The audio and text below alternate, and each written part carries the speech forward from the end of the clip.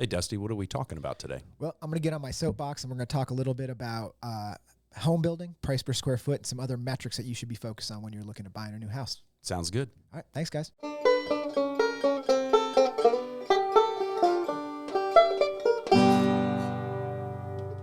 Hello again, everybody, and welcome back to Mishmash Men podcast. I hope you enjoyed last week's episode where we learned a little bit about women and children first and where that came from. Super interesting, cool history lesson and relatable. I'm Dustin Labar. I'm here with my partner in crime, co-host, Mr. Adam Mauser. How do you do? Literally partner in crime. Yes. Because we got, never mind. Yeah, because we have, yeah, literally. Today we're going to do something a little different. So, well, not little different. I'm going to talk about some mishmash topics. I'm going to talk about what I do, and I'm going to hopefully educate some people that maybe they didn't know some of the stuff I'm about to talk about. And it's really stuff that knowledge I've accumulated really over the past 8 to 9 months. So I work for the Builders Group. For those of you that don't know me, and Mabry from Reaching for the Bars podcast, he brought me here for this job, and I started out as... We're happy about that. Huh? We're happy about that. I'm happy. We like it here. So, and Mabry was my boss. To get me here, he would say like, "Oh no, we're a team. We're not. I'm not really your boss." He was my boss, right? Which is fine. I was building houses. I was in the field mostly, and then Mabry, after several years, Mabry went on to greener pastures, left me alone, and abandoned me, and I took over as project manager for the Builders Group. So it took me out of the field a lot more, seeing every aspect of building houses and being a builder and selling houses. So in that time, I've seen a lot of crazy stuff in terms of the housing market and a lot of different questions. So I thought we could talk about, what we build, and then some issues and stuff that arise, and maybe educate some people, because I had this conversation with some people yesterday, and not everybody knows about buying a house. Like you assume that as you get older, that's knowledge that you would acquire. Right. But some people just, and I'm not saying it's a bad thing. People have other things to worry about. Well, plus you do it so infrequently. Yep, exactly. So thought we'd talk about some of that stuff. So we're really brief on the company. We're originally out of Tuscaloosa, been in business for about 20 years. Moved to the Huntsville area to build about 7 years ago, and then have really been focusing on building in Athens. Mm-hmm. And we're a semi-custom builder. So let me get on that horse first, and then we'll move on. So the struggle that people have is everybody. Okay, so when you think you're getting a deal on a house, what is the first number that you look at? You may not say what I'm thinking, but just as a generalization. On the house in particular? Yeah, like if you were looking at a house, what's a number that you would look at to be like, this house is a good deal compared to other houses? Per square foot. Per square foot. So price per square foot is probably one of the biggest questions we get in the field. So is that a good number? Is this a good price per square foot? Or is that a good metric? It's not a great metric. It's a good metric. It's a good gross generalization of how can I compare these two things as easily as possible. Right. But just like I try to equate it to this, if you looked up price per tire of a Geo Tracker versus a Lamborghini, right, the price per tire is going to be way more on a Lamborghini for a very particular reason, right? So that's like, and not every market is like that. Our market is like that. So our market up here is specifically dominated by price per square foot. Uh-huh. So track home builders, like people that build cookie cutter houses that don't do anything different, you can't compete with their price per square foot. Right. So that's important. Those people serve a purpose. I'm not saying that they're bad and I'm good. I'm saying they serve a different purpose. And that is a lot of first-time home buyers, maybe people that don't have a lot of buying power. They can get into these new homes and they can have a new home that's theirs, which is important. When you start getting to semi-custom stuff, that price per square foot jumps up because there's higher finishes in it. There's things that cost more money in it. Like just inherently that price will go up. Plus the stuff that goes into making it custom means you have to carry more. You have to have access anyway. You might not carry that inventory, but managing inventory is a huge driver of cost. If you have a bunch of just stuff sitting around, you got to do something with it. You got to store it. You got to inventory it. You got to do all these things. And just like a track home builder builds the same house over and over again, can build it literally in a month and a half. Right. Because you got a ton of baseboard, They got everything they need. People wilt to their command because they have so much power money wise. Right. And they can build a house in a month and a half, which means they don't have to carry it for very long when they start it to finish it. Right. Because they got to pay taxes on that. Yeah, correct. So Yeah. semi-custom houses take longer. We pay more on the construction loan. We pay more on all this stuff. So all that stuff is tied into it. So we try to educate people on like really what you're getting. And if you've ever walked into a house that has a bunch of hallways, a bunch of all this kind of stuff, that is, I'm going to say a term. I don't mean it like it sounds, but it's what we call it, useless square footage. Yeah. So I can give you a bunch of useless square footage that doesn't really cost me a lot, but it bumps the square footage of the house and drops the price per square foot. So like when you walk in a house, I just talked with a guy the other day. He's like, I don't like my house. It's 3,000 square feet, but it feels so cramped. And I said, well, how many hallways do you have in the house? And he's like, well, you got a hallway here and a hallway there. Right. I was like, we can do that. We can add a bunch of hallways and give you useless square footage, but it doesn't give you any more room size. It doesn't give you any more of the things that you need. It's not functional for you. You're not going to hang out in the hallway.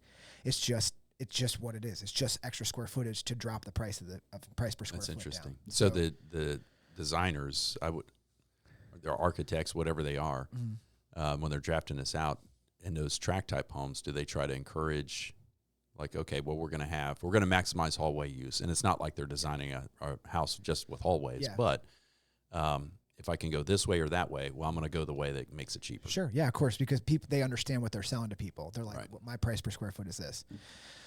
So we're not even trying to compete with those guys. That's not what we do. Yeah, different market, right?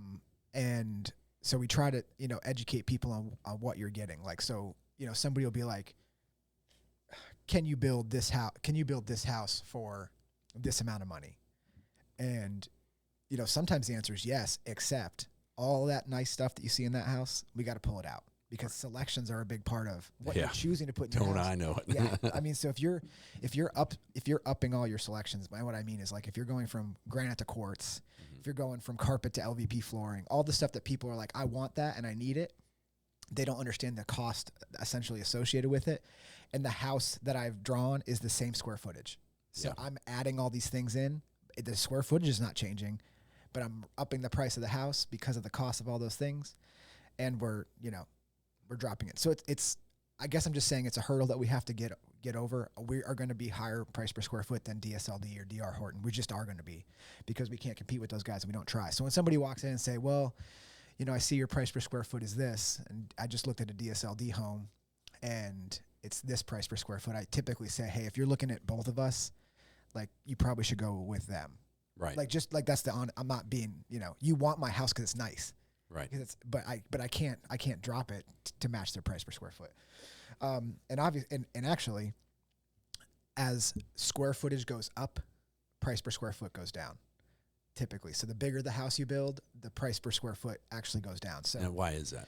So because if I make a room bigger, like if I stretch something out, I'm not really adding that much more material cost to it. Right, it's just more space. It's just more space. So like as it goes up, if I'm making this room bigger, I don't add a lot of cost, but it does increase the square footage of the house, and it doesn't cost me a lot. So actually that drops the square footage price. Right. So what we were talking about the other day, which is interesting, and I was picking my boss's brain, I was like, do you think if somebody looked at a $400,000 or a $600,000 house that was at $160 a square foot, and they looked at a house that was $450,000 and it was 180 square foot, but that $450,000 house checked all their boxes, they would probably be inclined to go to the $600,000 house just because the price per square, because they equate that to having a deal. Right. So that's like, this is a deal that I'm getting. That's not really the case. It's not a deal. It's just that as the house gets bigger, your price per square foot drops a little bit incrementally over the resizing of the house. Right. So, and it is a big deal up here. So we do have to take that into consideration, like that people are looking at that, but we worry about it enough just to stay competitive, but we really want to put,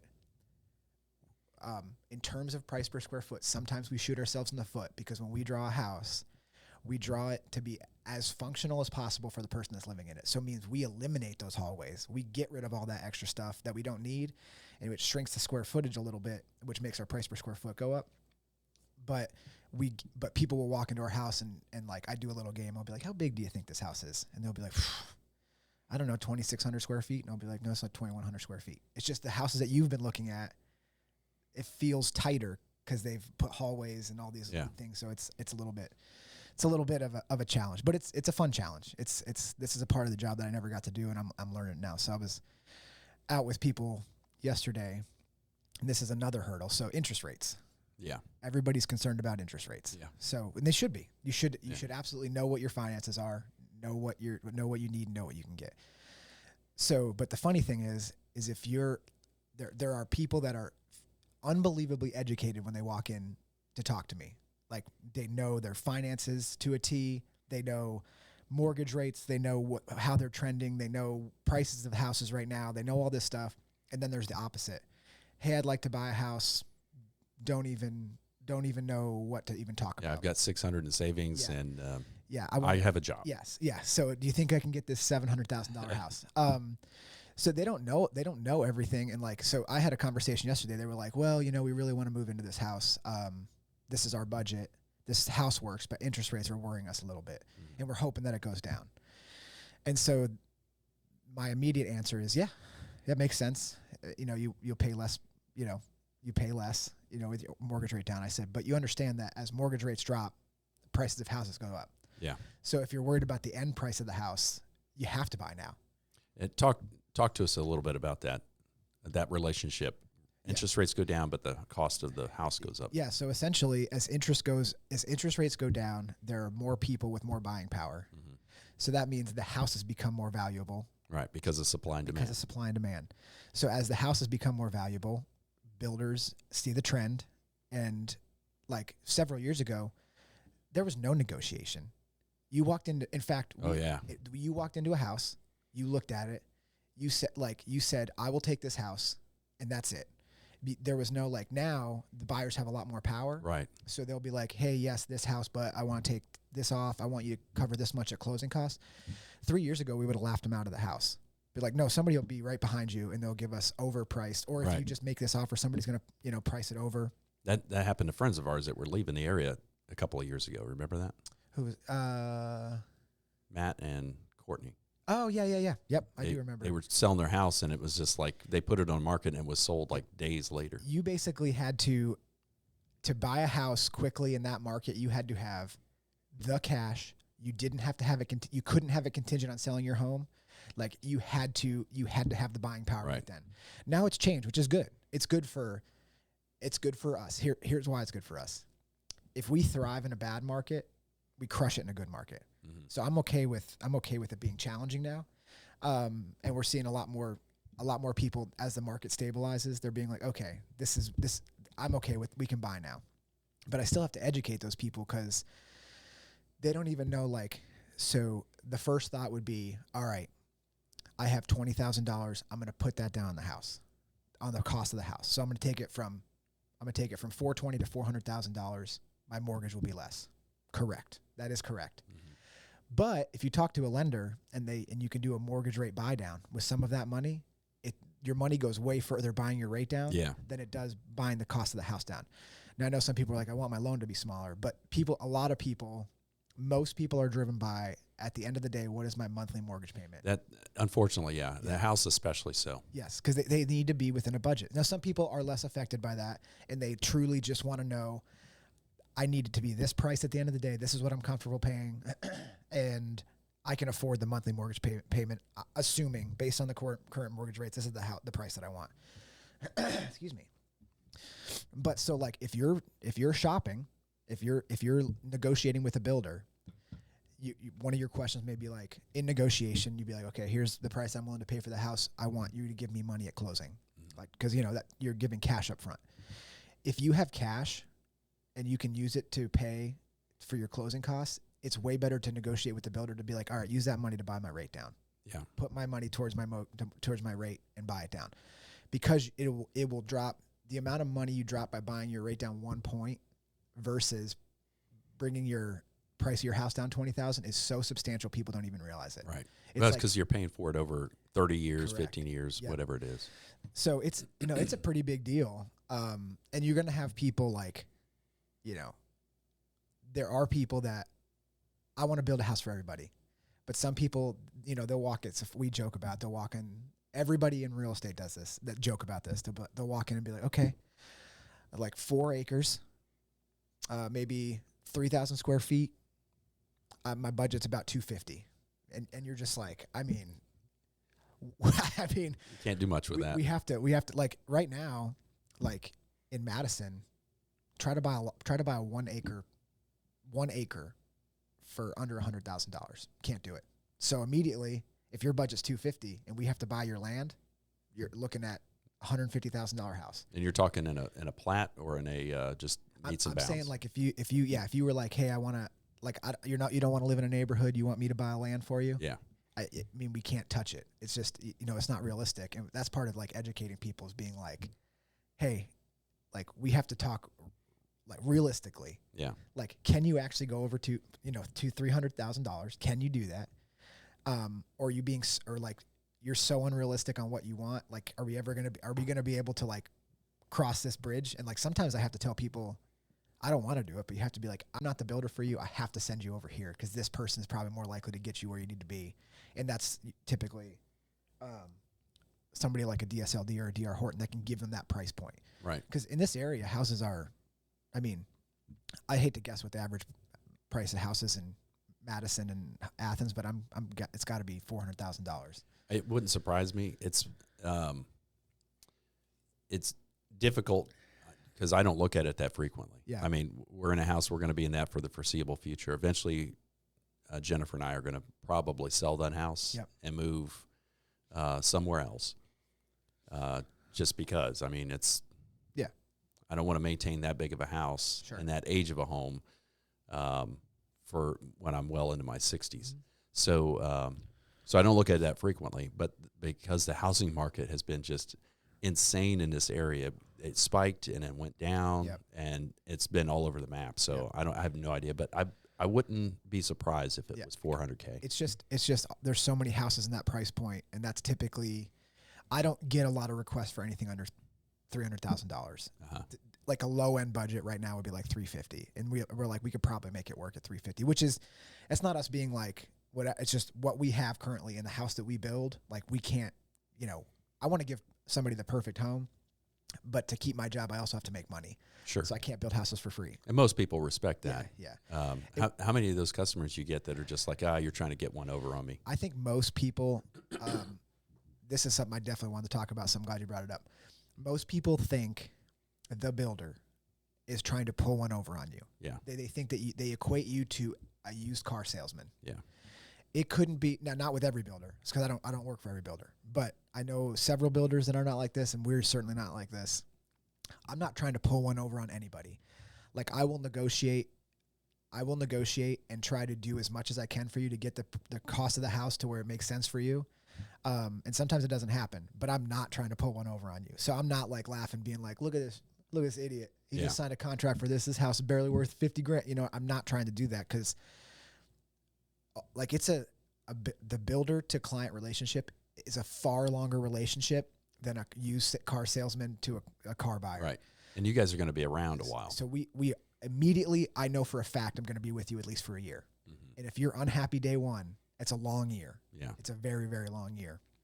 And more than likely, because we're a semi-custom builder and we build a lot of relationships, we'll talk to people well over a year. Yeah. Because we want to do what's right. So we'll come back and fix things that aren't necessarily our problem because we want that person. Like we feel some responsibility to fix these things for people. So we even do it over a year, which we don't have to do, but we want to do it to keep people happy. So that it's not that relationship. It's not I'm going to try to sell you anything just to get the sale, and I don't really care about you because I don't think you can be successful as a home builder and be that way. No, not long. Well, especially in your market because you're custom built, and word of mouth it's one of the biggest things. 100%. Yeah. Word of mouth advertising, that's where you make your money. It couldn't be more true that if they're happy, they tell one person, and if they're unhappy, they tell probably 1 million people now at this point. Well, they're making posts on Facebook and social media. So we try really hard, and we fail. Like, don't get me wrong, we fail at keeping people happy, and sometimes it's our fault, and sometimes it's just a person that we couldn't make happy, and we try to vet those people. We do have conversations with them and see if it's something like we have to turn people down sometimes. Because if they're like, like we're a semi-custom builder, but we're not essentially set up to be like, okay, and where do you want your marble imported from? Like we can't be successful at that because of the lead times and all this stuff. Like Right. we have to build for somebody, for somebody to be successful like that kind of builder, you're building only $1 million houses because you're sitting on that house for forever.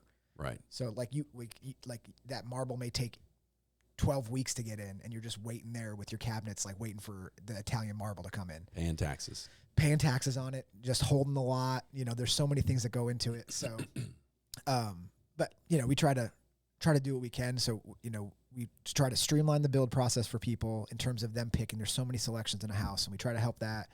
And we're not trying to pull one over on you. Some builders, sure, probably are trying to pull one over on you. So you should go to a builder you like, talk to the people. Like I am the project manager. Project managers don't typically go and try to sell a house, but I want to have that relationship with somebody. I want to tell them because they're going to have building questions. They're going to have this stuff. So sometimes the realtor that's showing the house will be like, "You're the project manager?" I'll be like, "Yeah, just out here, just to help answer any questions." And sometimes just me being out there is to show I don't get a what do you call it? I can't even think of the term.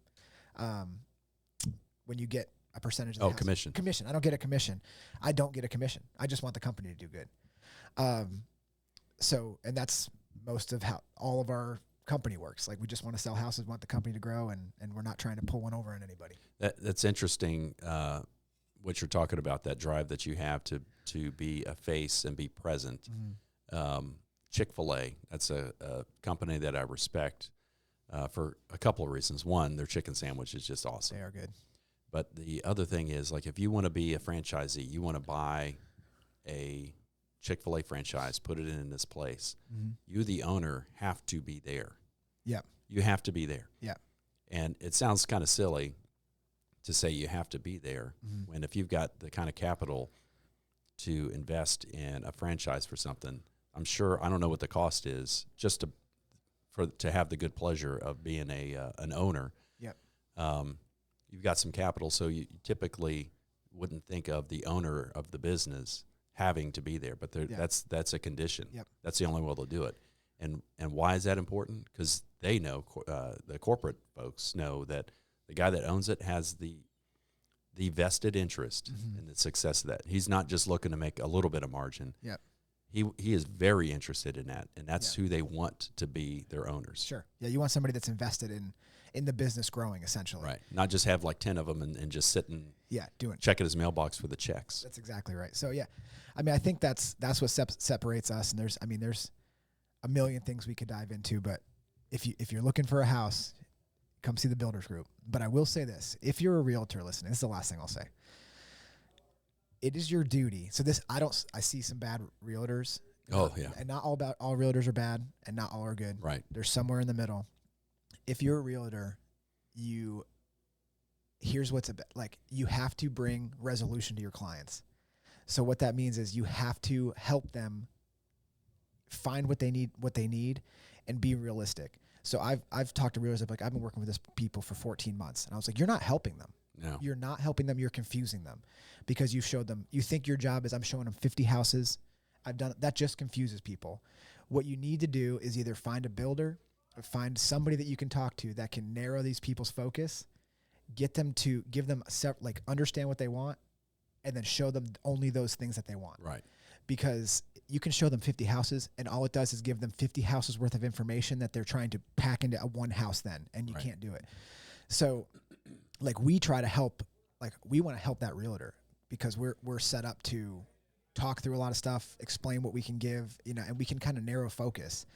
And so like, I understand what the thought is like, I'm helping these people, I'm giving them my time, but you're not helping them get resolution, which is I need a house in my budget that fits my needs. That's what you need to get them narrowed down to. When a lot of realtors do a good job of that. I talk to realtors all the time. They're like, only showing them these 3 houses. This is exactly what they wanted for. Anything else is just going to be extra. It doesn't make any sense to muddy it. So,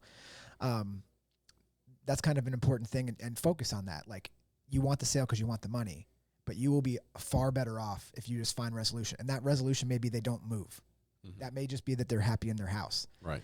And that's a hard pill to swallow, but it's better than you spending 14 months trying to sell them a house, spending your time where you could be with other clients. Right. That are motivated. So you need to sort that out very quickly, and it's your job to sort that out quickly. And sometimes you don't get the sale, and that's okay, because if they're happy at the end of the day, you did your job, right? And the good sales will come. So,